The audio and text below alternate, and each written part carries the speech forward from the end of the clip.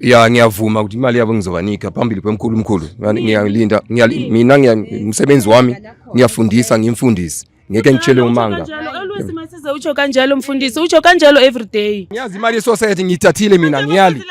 Bathini kwamanje ngothi abasasikhulumisa nosikhulumisa. Angicele isikhathi imali eningi 80,000 imali eningi ngeke ngiyibambe manje ngeke ngiyithole manje but ngizokunika imali ngeke nimi isikhathi uyithatha uthe vele only 2 months uzoba uright manje i2 months i2 years chance because ngiyalinda kune ama projects ayenzwayo nekerekeni ne go kopa fela go etse ka mohao mothomolo o tlise di Kia tsa quantum eo mothomolo re tlo kgona ho tsamaya le bo mama re ye go bommeng ba society re lo ba fa quantum eo le tsona skia sa gore e dule go bona ke kopa le emeng batho ba baholo ska ba gang batho ba baholo ha tliseng di Kia he simthembile lo baba vele kwamanje vele yena akasathembeka re kopa di Kia ngimfundisi yonke sonto yazi mina ikereke yo yazi mina uwese mothomolo emang peleng